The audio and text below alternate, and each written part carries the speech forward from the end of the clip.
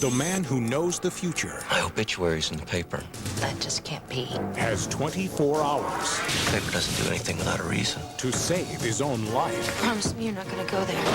All new early edition, CBS Saturday. Tonight on Dave, George Clooney, and a whole lot more. But first, your local news. Harrisburg has a plan to save you $500,000, but the cops don't get new cars. Some Monroe County residents don't want a juvenile detention center to be built here. I'm Colleen Connolly in Cuba Township. I'll tell you why. And if you're a volunteer firefighter, one area politician wants to say thank you by saving you money. 22 Action News 11 at 11 is next. From WYOU TV 22, this is 22 Action News 11 at 11.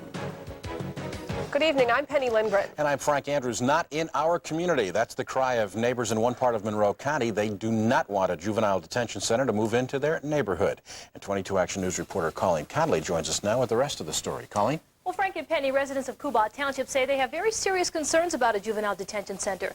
And tonight they told the township supervisors what they are and why they feel the center should move in elsewhere. We all acknowledge that we feel for these kids. The discussion is on where it is appropriate to be built. And residents of Cuba Township say the proposed site for the 96-bed facility is not appropriate. A company known as Juvenile Rehabilitative Services wants to build the detention center on 2 acres of land here along Route 423 in the township.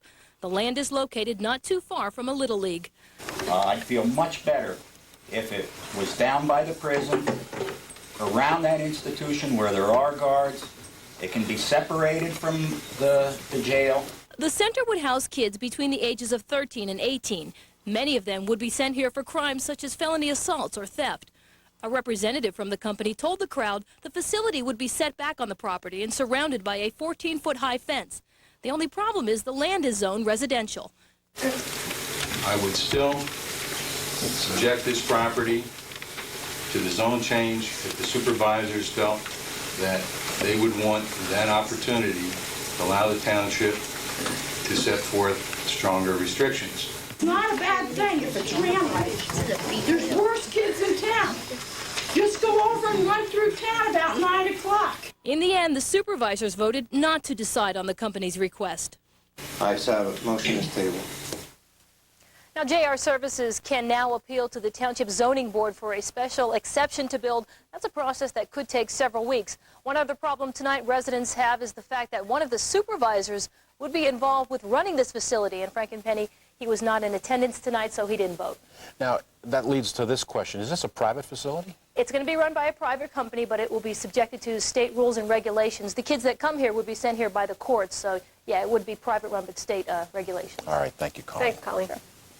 Lawmakers in Harrisburg are looking over a bill to give some financial help to volunteer firefighters. Under the proposed Senate bill, volunteer firefighters would pay only $10 for vehicle registration instead of $36. The bill should help current volunteers and serve as an incentive to encourage more people to get involved. Right now is a tough time. Volunteerism is lacking, so anything that would help the volunteer force would be really great. The proposed bill is the idea of Lackawanna County State Senator Robert Mello. Volunteer firefighters in Shenandoah will meet Friday night in their continuing battle with the Borough Council. At a fiery meeting last night, volunteers demanded all 4 Democratic members of the council resign. They claim things are not getting done because of too much political maneuvering. Firefighters have a lot of support. So many people can talk about it and so many people can say things about it, but it's up to you to do something about it. So when they were the first to stand up for something last night, I think that's great.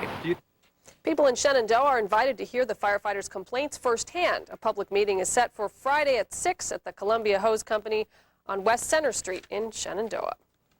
Hundreds of area workers who lost their jobs after a strike have won a battle. We begin our county-by-county coverage tonight in Northumberland County.